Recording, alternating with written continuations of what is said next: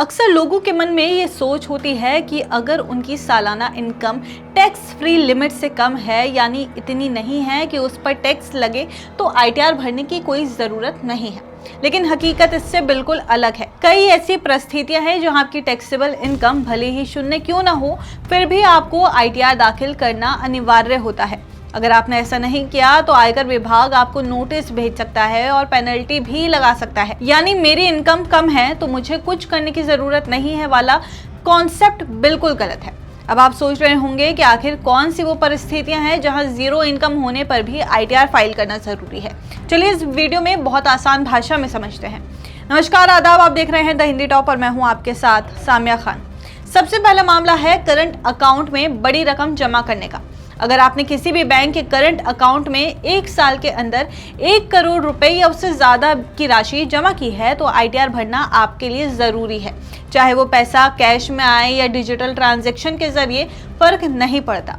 सरकार ने ये नियम इसलिए बनाया है ताकि बड़े लेन देन पर नजर रखी जा सके और काले धन पर रोक लगाई जा सके। मान लीजिए कोई व्यक्ति कहता है कि उसकी सालाना इनकम 3 लाख है, यानी टैक्स फ्री लिमिट से कम है, लेकिन उसके करंट अकाउंट में 1.5 करोड़ रुपए जमा हो जाते हैं, तो ये सीधी सी बात है कि आयकर विभाग उसकी जांच करेगा। ऐसे में रिटर्न भरना तो बनता ही है। दूसरा मामला है विदेश यात्रा का। अगर आपने साल भर में विदेश यात्रा पर 2 लाख रुपए या उससे ज्यादा खर्च किए हैं तो भी आपको आईटीआर फाइल करना होगा।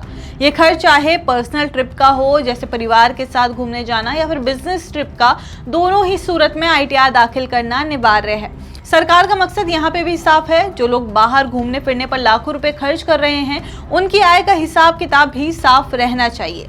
अब तीसरी स्थिति पर आते हैं जो अक्सर लोगों को चौंका देती है।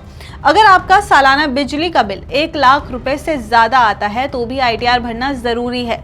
सोचिए, अगर कोई व्यक्ति कह रहा है कि उसकी सालाना इनकम सिर्फ 4 लाख रुपए है, लेकिन उसका बिजली का बिल 1,20,000 रुपए निकल रहा है, तो आयकर विभाग को शक होना लाजमी है। यहाँ विभाग ये देखना चाहता है कि कहीं कोई व्यक्ति अपनी वास्तविक आय कम दिखाकर टैक्स बचाने की कोशिश तो नहीं कर रहा। चौथी परिस्थिति है टीडीएस से जुड़ी। अगर आपकी आय पर साल भर में 25,000 रुपए या उससे ज्यादा का टीडीएस कटता है तो आपको आईटीआर दाखिल करना ही होगा। लेकिन सीनियर सिटीजन यानी कि 60 साल से ज्यादा उम्र वाले लोगों के लिए ये सीमा थोड़ी ज्यादा रखी गई है। उनके लिए ये लिमिट 50,000 रुपए है। सरकार का मकसद यहाँ है कि जिस पर भी टैक्स कटा है वो अपनी आय का सही ब्यौरा दे। अब बात करते हैं सबसे सख्त नियम की। अगर आपके पास किसी दूसरे देश में कोई संपत्ति है, जैसे जमीन, मकान, या आपके पास किसी विदेशी बैंक खाते में साइनिंग अथॉरिटी है, तो आपको हर हाल में आईटीआर दाखिल करना होगा। आईटीआर भरते समय आपको अपनी विदेशी आय और एसेट्स की पूरी जानकारी देनी होती है। सरकार चाहती है कि ऐसे लोग टैक्स सिस्टम के दायरे में रहें ताकि देश से बाहर पैसा भेजकर टैक्स चोरी करने वालों पर कड़ी नजर रखी जा सके। अब आप सोच रहे होंगे कि सरकार इतनी सख्ती क्यों कर रही है। असल में इसका मकसद सिर्फ टैक्स वसूलना नहीं है, बल्कि देश की इकोनॉमी को पारदर्शी बनाना है। कई बार लोग अपनी असली इनकम छुपा लेते हैं, लेकिन उनके खर्चे बहुत बड़े होते हैं। अब जब सरकार ने नियम बना दिए हैं कि बड़े खर्च या बड़े लेन देन करने वालों को हर हाल में रिटर्न दाखिल करना होगा, तो ऐसे लोगों को छुपने का मौका नहीं मिलेगा। अब सबसे अहम सवाल, अगर आपने इन परिस्थितियों में आईटीआर दाखिल नहीं किया तो क्या होगा? पहली बात तो ये कि आपके ऊपर पेनल्टी लग सकती है। दूसरी बात, आपको आयकर विभाग की तरफ से नोटिस आ सकता है। तीसरी और सबसे बड़ी बात, अगर कभी आपको लोन लेना हो, वीजा बनवाना हो या किसी भी तरह का बड़ा फाइनेंशियल काम करना हो तो आईटीआर की कॉपी मांगी जाती है।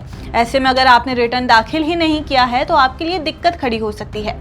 इस बार तो सरकार ने डेडलाइन बढ़ाकर 15 सितंबर कर दी है, लेकिन अब सिर्फ कुछ दिन बचे हैं। 7 सितंबर तक दाखिल हुई रिटर्न की रफ्तार बहुत धीमी है। आमतौर पर होता यह है कि लोग आखिरी तारीख का इंतजार करते हैं और फिर आखिरी हफ्ते में वेबसाइट क्रैश, सर्वर स्लो जैसी दिक्कतें झेलनी पड़ती हैं।